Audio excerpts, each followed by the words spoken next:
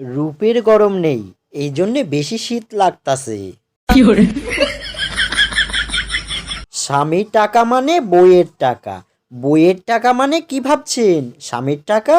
না ভাই, সেটা বউয়ের। বর কাকে বলে? যে দুধের শিশুকে বিবাহ নামক দুর্ঘটনার মাধ্যমে শাশুড়ির কোল থেকে দত্তক নিয়ে সংসার শুরু করা হয়, তাকেই বর বলে। हे प्रभु हे हरि राम कृष्ण जगन्नाथ प्रेमानंद ये क्या हुआ गलाव में पानी आ गया। এবছর বিয়ে করবই, কি গাছের খাট বানালে ভালো হবে? অভিজ্ঞদের পরামর্শ চাইছি। জিএসটি যেভাবে বাড়ছে, কদিন পরে শুনবো 250 গ্রামের বেশি যে হাঁকবে তাকে 20% জিএসটি দিতে হবে।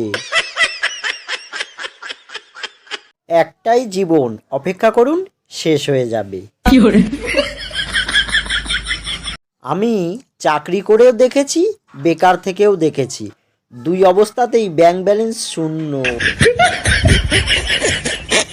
মেয়ে হওয়া সহজ না রে ভাই, শুধুমাত্র মেয়েরাই জানে জোরে হাঁচি দেওয়া, জোরে কাশি দেওয়া কতটা দুর্বিষহ বিপজ্জনক। ये क्या हुआ गलाव में पानी आ गया। ক্লাস 9-এর মেয়েদের ভাব দেখলে মনে হয় আমি 5-এ পড়ি আর ওরা চাকরি করে। শুয়ে থেকে কান্না করে শান্তি নাই, কানে জল ঢুকে যায়। চারিদিকে এত প্রেমের আগুন জ্বলতাছে, তাও শীত কমে নাই। হৃদয় তো সবাই রাখে প্রিয়া, আমি তোমাকে ফ্রিজে রাখবো যাতে তুমি নষ্ট না হও। জীবনটা মাটির চুলার মতো হয়ে গেছে, একটা বাস শেষ না হতেই আর একটা রেডি। তোমাকে ছাড়া কোনোদিনই যাব না, এই কথাটি শুনলে মন চায় মাইক ভাড়া কইরা হাসি। বিয়ে কি জানার জন্য এক বিজ্ঞানী বিয়ে করেছিল, এখন সে বিজ্ঞানী ভুলে গেছে বিজ্ঞান কি। हे प्रभु हे हरि राम कृष्ण जगन्नाथ प्रेमानंद ये क्या हुआ गलाव में पानी आ गया। পড়াশোনা করলেই যদি মুখ উজ্জ্বল হতো, তাহলে ফেস ওয়াশের প্রয়োজন হতো না। আরে গোটা দুনিয়া একজন আরেকজনকে নিয়ে জ্বলছে, কি জানি তারপরেও কেন এত ঠান্ডা লাগে। ওসব তৃতীয় ব্যক্তি বলে কিছুই হয় না, যার চুলকানির দোষ সে অন্যদিকে যাবেই।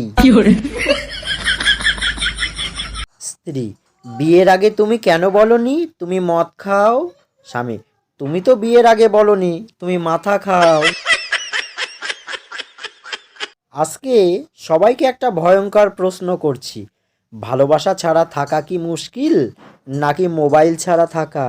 আমার প্রিয় ইউটিউব পরিবারের সদস্য সবাইকে জানাই বাংলা হাসির ভাণ্ডারের পক্ষ থেকে অসংখ্য ধন্যবাদ। সকলে ভালো থাকবেন, সুস্থ থাকবেন, আর জোকসগুলো শুনে কেমন লাগলো কমেন্ট করে জানাবেন। আর চ্যানেলটিকে প্লিজ সাপোর্ট করে যাবেন, যারা এখনও পর্যন্ত সাবস্ক্রাইব করেননি প্লিজ সাবস্ক্রাইব করে দেবেন। আজকে এই পর্যন্ত রাখছি, ধন্যবাদ সবাইকে।